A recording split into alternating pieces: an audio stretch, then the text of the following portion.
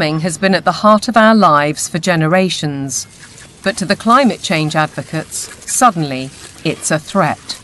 A lot of people have no clue that agriculture contributes about 33% of all the emissions of the world. You just can't continue to both warm the planet while also expecting to feed it. Doesn't work. One thing John Kerry didn't mention was that farming and agriculture contributes 100% of the food that we need to eat. So that's a little kind of an important detail that he ought to have mentioned. And I think what we're dealing with here is actually a global war on agriculture. I believe they are demolishing our food infrastructure, partly to cause a crisis, right? And I guarantee you, mark my words, we're going to be in a food crisis, and they're going to say it's climate change. I wouldn't say it's about saving the planet, no. I would say it's about land grab and about profiteering and corporatization of our food sector. It's basically a pharmaceutical industry taking over the food supply.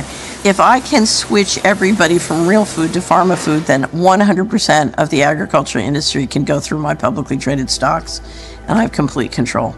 So the idea is we get rid of farmers, we kill any naturally grown food, and we engineer food in manufacturing plants and laboratories. But I assure you that those guys are not eating this. Bill Gates is one of the familiar corporate faces, and he's investing heavily in the food revolution under the guise of avoiding climate disaster. Cows alone account for about 6% of global emissions. So we need to change cows. And while he talks up the perceived problem, Gates is pouring money into the supposed solution: artificial meat and genetically modified crops. Crucially, anything that is invented or altered can be patented. The core of his agenda is he wants to do in agriculture and pharmaceuticals, by the way, what he did in the computer world. True power, massive, incalculable wealth comes from owning intellectual property and then monopolizing it. They want to make it so that every single organism that is used for food is ultimately under their control, either through the 3D printing or through this genetic manipulation. So we're moving now very rapidly toward this totally centralized food system where a tiny handful of corporate interests in bed with totalitarian government will dominate the food supply, so that there is only a giant public-private partnership with total control of all food, all energy, and I believe water will be next. While the global machinations continue, thousands of farmers fear for their livelihoods. And the new UK government's first budget has multiplied those fears. By reducing relief on inheritance tax, they're penalising those who would want to pass their farms to sons or daughters. The National Farmers Union described it as a disastrous budget for family farms that would snatch away the next generation's ability to carry on producing British food and see farmers forced to sell land to pay the tax. For Kelly Seaton, concern goes well beyond her family farm in Cheshire. It makes me feel incredibly sad that the dairy and meat industry is so vilified. You will never find anything as nutritionally complete as milk and meat. The food that is going to replace milk, meat, and all of the other products that we produce in this country is going to be very nutritionally lacking. They will starve us from nutrients, and then the pharmaceutical companies will probably pick up the slack on that, all of which create a profiteering circle. No Farmers, No Food was set up to campaign against untenable net zero and climate change policies. Farmers, says Kelly, are being dealt a deeply unfair hand. When cows are blamed for climate change, it does make you question everything. And I think this is where a lot of farmers are waking up to the fact that there's a lot of lies being told to us. The problem with the current carbon system is that a lot of big corporations are offsetting their carbon. So most dairy producers now especially, but other farmers as well, are having to record their carbon footprint on systems that aren't fit for purpose. They are woo-woo figures pulled from the sky, quite frankly, and then the big corporations are using that data to offset their carbon so that they can look better. again, at the same time as beating us with a stick and saying that we're the ones killing the planet with these girls. The methane emitted by cows' digestive system is part of the argument against them, but Kelly says that's just hot air. The grass that they eat would produce the same amount of methane whether they ate it or not. Okay, they do speed that up, but the other thing they give us is this, muck, which we put on the fields to fertilise the fields and reduces our reliance on buying in fertiliser. 200 miles to the south, Ed Rhodes farms 188 acres of Devon countryside. He's not part of the No Farmers No Food movement, but agrees that the whole narrative on cows and climate change is wrong. As farmers, we recycle carbon all the time. That's what we do. You could almost define farmers as carbon recyclers. We're an organic beef, sheep and vegetable farm. We run a fairly traditional system of rotational farming.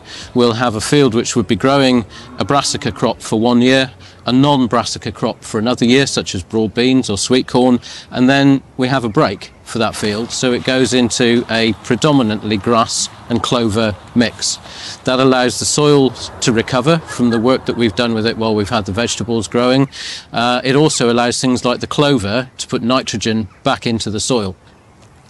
So the livestock are absolutely essential for grazing that grassland. We also mow it so that the hay, the silage that we take from those fields are fed to the cattle in the winter.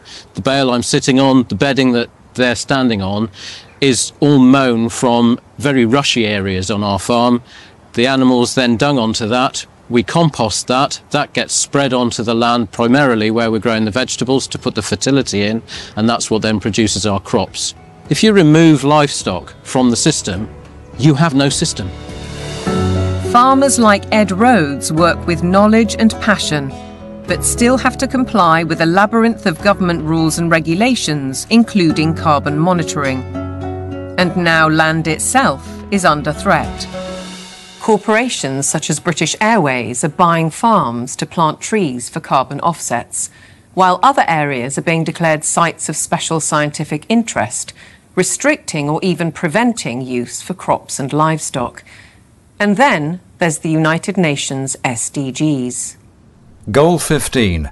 Protect, restore and promote sustainable use of terrestrial ecosystems. Consequently, rewilding programmes are impacting farmland across the world. In the UK, for example, the government is planning to set apart 1,200 square miles for wildlife habitat by 2042. That's an area almost as large as Cornwall.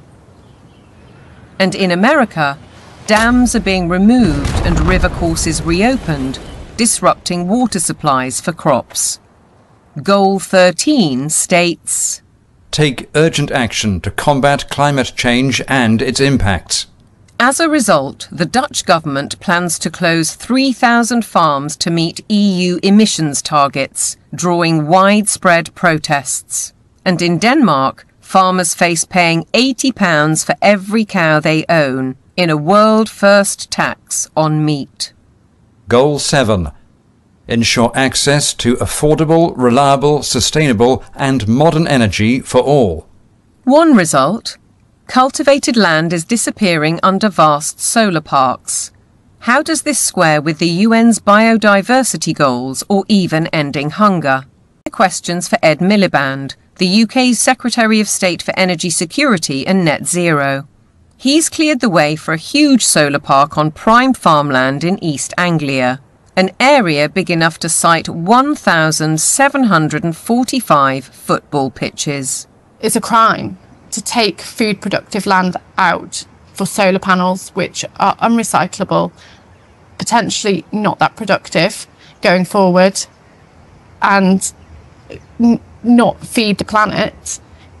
It is absolutely catastrophic. We've gone from being 78% self-sufficient in 1984 to now less than 60% self-sufficient. I think it's about 54%, which I think is set to fall even further this year. On top of all that, British farmers are being paid not to produce food under schemes like the Sustainable Farming Incentive. Kelly Seaton understands that many farmers accept the money to balance their books, but has this warning. When you look at how many farms are selling up, how many arable farms are struggling, we're walking into food shortages, and I think we're going to end up eating more processed food, maybe lab-grown meat, and I think that's part of the plan.